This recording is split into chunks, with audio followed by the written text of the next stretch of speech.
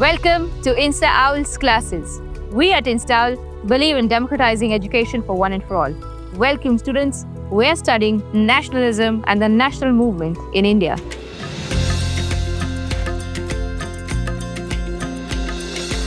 Let's see the Insta Bites. The Pledge for Independence on 26th January 1930. On 26th January 1930, Indians pledged for Purna Swaraj, asserting their right to freedom and prosperity. This was during the Lahore Congress in 1930. They believed that if a government oppresses its people, it should be changed or abolished. The British were seen as exploiting India in every way, leading to the demand for complete independence. Let's see the Salt March and the movement known as Civil Disobedience. Now, Gandhi's ultimatum came in 1930. He sent 11 demands to Viceroy Irwin, aiming to unite all classes. The abolition of the salt tax was the most significant demand, symbolizing the oppressive nature of British rule. Now, please understand that the 1920s movement had already made Indians aware of what was happening in India. They went through a series and a training of 10 years. This movement was very heavy. It was a civil disobedience movement in which we wanted complete independence. And the first act of defiance was the salt tax. The Salt March, it began on 12th March 1930 with Gandhiji and 78 followers walking 240 miles from Sabarmati Ashram to Dandi, Sabarmati Ashram, Gujarat, to a seaside village at Dandi.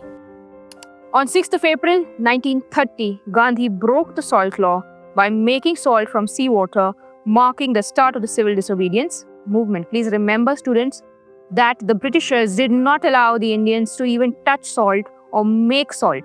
And that is why this is so important that Gandhiji took seawater and made salt, defying the Britishers and starting the civil disobedience movement. Civil disobedience movement versus the non-cooperation movement. It expanded from mere non-cooperation to breaking colonial laws. I told you, when you don't cooperate, that means you're not acting on the rules, that's non-cooperation. But when you're actually being disobedient, you're breaking laws, you're going inside a civil court and breaking those laws, this is called as civil disobedience. Mass participation, mass means all the people participated, including boycotting foreign goods, picketing liquor shops, refusing to pay taxes and violating forest laws. The government repression. The British authorities responded with arrest and brutal repression. Violent clashes occurred, especially after the arrest of leaders like Abdul Ghaffar Khan and Gandhi. Abdul Ghaffar Khan is also called as the Frontier Gandhi from Afghanistan. Gandhi-Irwin Pact of 1931. Gandhi agreed to attend the Round Table Conference in London. Now, Gandhiji was not listening. He was against the Britishers and the civil disobedience movement have already started. He was offered that let's go to London and let's discuss on a round table. That is why these are called round table conferences. The government released political prisoners. They wanted to release political prisoners. Negotiations in London failed and repression resumed in India. The relaunch of civil disobedience. When they went to London, negotiations in London failed because whatever they were offering to the Indians was not acceptable by Gandhiji. That is why when he came back to India, he relaunched the civil disobedience in 1931. Gandhiji relaunched the movement in 1932, but it gradually lost momentum by 1934. Let's see Insta Bites. We're going to see Lala Lajpat Rai and the Simon Commission. Assault during protest. Lala Lajpat Rai was attacked by British police during a peaceful protest against the Simon Commission. Fatal injuries, he died. In 1929, he died and he later succumbed to the injuries inflicted during this demonstration. Lala Lajpat Rai was one of the greatest leaders who was fighting for the Indian National Congress, and he died during this police protest. That is, he was lathi charged. He was hit by the police and he died later. Let's see the Insta Bites. HSRA and Bhagat Singh. HSRA was a revolutionary foundation. HSRA stands for Hindustan Socialist Republic Association, made in 1928. In 1928, it was formed by Bhagat Singh, Jatin Das and Ajoy Ghosh. The dramatic actions, bomb thrown in the Legislative Assembly by Bhagat Singh and Batukeshwar Dutt in 1929. What was this? This was the Legislative Assembly that was in India, and a bomb was thrown. The bomb was thrown only to make the people hear the demands of Bhagat Singh and Batukeshwar Dutt and many people like him. It was not thrown to kill the parliamentarians. The revolutionary belief: Bhagat Singh viewed revolution as a birthright and sacrificed his life for the cause. His famous slogan was Inqilab Zindabad. Long live the revolution. Let's see the perspectives on the civil disobedience movement. We can see the community participation of rich peasants, the Patidars of Gujarat, and the Jats of Uttar Pradesh. The reason for participation: they impacted by trade depression and high revenue demands. So they were affected by the revenue demands, also by depression in trade, means there was not much trade. Disappointment was that disengaged after 1931 when revenue demands weren't reduced. So they did not participate after even 1931 when the revenues were not understood by the people and the demands were not justified. You are also going to see the poor peasant. Concerns struggled with rent payments to landlords. So you have seen the rich peasants struggle with trade depression, but the poor peasants struggled with rent payments to landlords, and that is why they participated in the movement. Joint movements led by socialists and communists. Congress relationship: uncertain due to Congress's reluctance to support no rent campaigns. We are also going to see the involvement of business classes.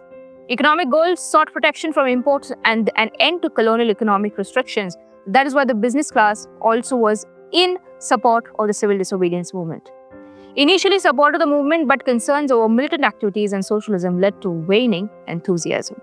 Because the business class is against socialism, and that is why they also removed their support after some time.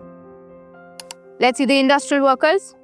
Limited participation. Why? Because they stayed mostly aloof, except in regions like Nagpur, where the industrial workers did support the movement. Selective involvement. They adopted Gandhian ideas like boycotting foreign goods in their struggles against low wages and poor conditions. We also have women participating in this movement. There was a mass participation of women actively involved in the Salt March, the protests and the boycotts. They saw service to the nation as a sacred duty, though the movement didn't radically change their societal roles. The Congress valued their symbolic presence but was hesitant to give women leadership roles. Please look at the screen. This is an illustration of women joining nationalist processions. From 18 to 19, that is 1918-1919, Baba Ramchandra organizes the UP Peasants. April 1919, you have the Rowlatt Act and the Jallianwala Bagh Massacre. January 1921, you can see the non-cooperation and the Khilafat movement.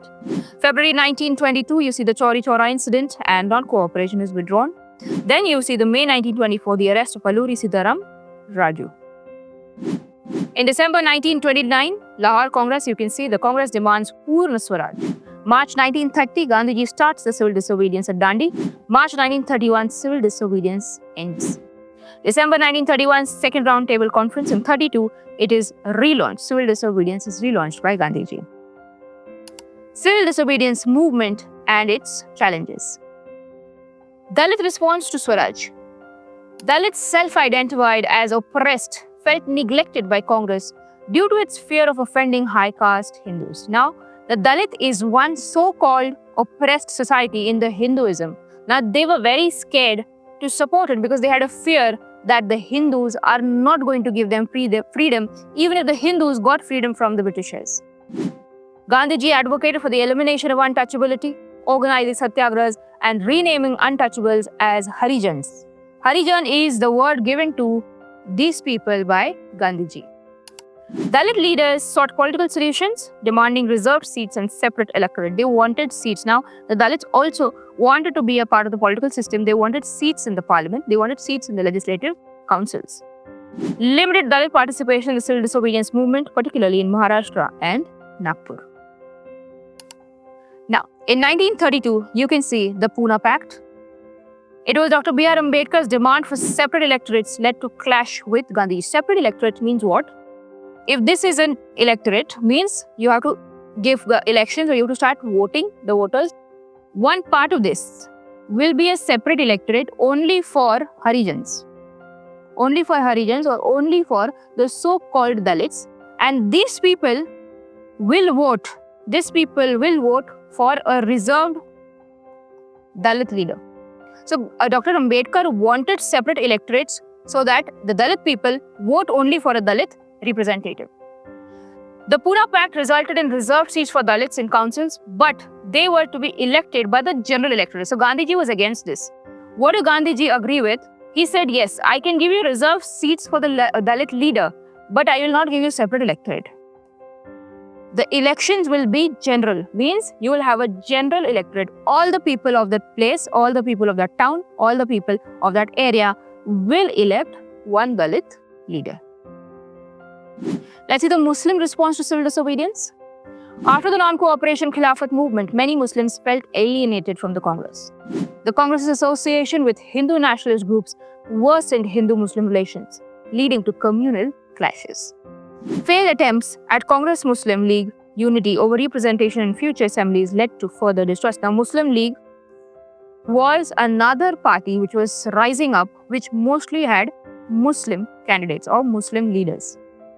Many Muslims feared minority status and the potential loss of cultural identity under Hindu majority rule. Please look at the screen. This is an illustration of Mahatma Gandhi, Jawaharlal Nehru and Maulana Azad at Sevagram Ashram, Wardha, 1935. Instabytes, let's see what information we have. Sir Muhammad Iqbal on separate electorates. I told you what is the meaning of electorate. Electorates mean the area of voters who's going to go for elections, who's going to select a candidate. Protect Muslim identity.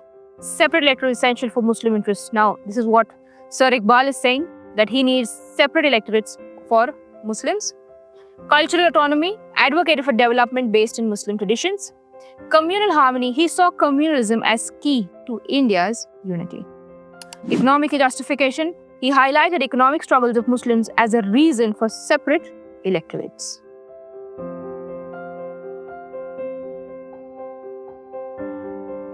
Now, let's see what we've studied in this part. We have seen the perspectives on civil disobedience. You have seen the different mass participation in the 1930s movement. You have seen the rich peasants, you've seen the poor peasants, you've seen the business class, you've seen the women participation, you've also seen Dalit participation, and you have also seen Muslim participation. You have also seen that there's a lot of challenges with the movement. That is, Gandhiji went to London for the negotiations, but they were not successful, and that is why they had to relaunch the movement in 1932. I hope, students, you're enjoying studying nationalism in India with me. I hope to see you all in INSAL's next video on the same chapter. Please keep watching us. Thank you.